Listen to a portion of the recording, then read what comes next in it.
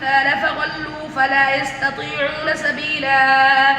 فقالوا أئذا كنا عظاما ورفاتا أئنا لمبعوثون خلقا جديدا قل كونوا حجارة أو حديدا أو خلقا مما يكبر في صدوركم فسيقولون من يعيدنا قل الذي فطركم أول مرة فسينغضون إليك رؤوسهم ويقولون متاه قل عسى أن يكون قريبا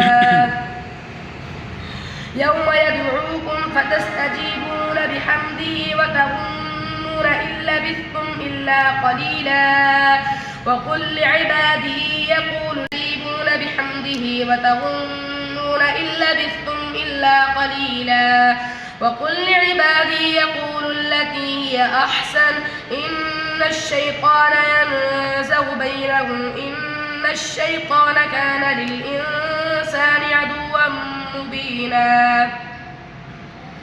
ربكم أعلم بكم إن يشأ يرحمكم أو إن يشأ يعذبكم وما أرسلناك عليهم وكيلا وربك أعلم بمن في السماوات والأرض ولقد فضلنا بعض النبيين على بعض وآتينا داود زبورا قل ادعوا الذين زعمتم من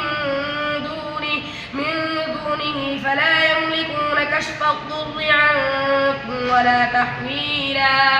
أولئك الذين يدعون ربهم بالغيب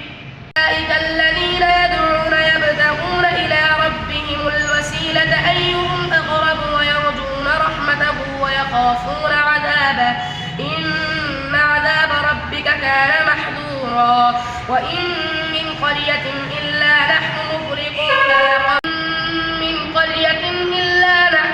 مهلكوها قبل يوم القيامة أو معذبوها عذابا شديدا كان ذلك في الكتاب مسطورا وما منعنا أن نرسل بالآيات إلا أن كذب بها الأولون وآتينا ثمود الناقة مبصرة فظلموا بها وما نرسل بالآيات إلا تخويفا وإذ قلنا لك إن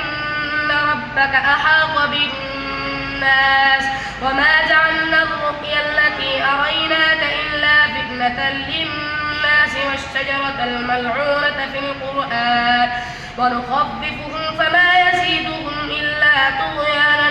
كبيرا وإذ قلنا للملائكة اسجدوا لآدم فسجدوا إلا إبليس قال أسجد لمن خلقت طينا قال أرأيتك هذا الذي كرمت علي لئن أخرتني إلى يوم القيامة لأحتنكن ذريته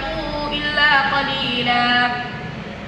قال اذهب فمن تبعك منهم فإن جهنم جزاؤكم جزاء موفورا واستفزز من استطعت منهم بصوتك وأجلب عليهم بخيلك ورجلك وشاركهم في الأموال والأولاد وما يعدهم الشيطان إلا غرورا إن عبادي ليس لك عليهم سلطان وكفى بربك وكيلا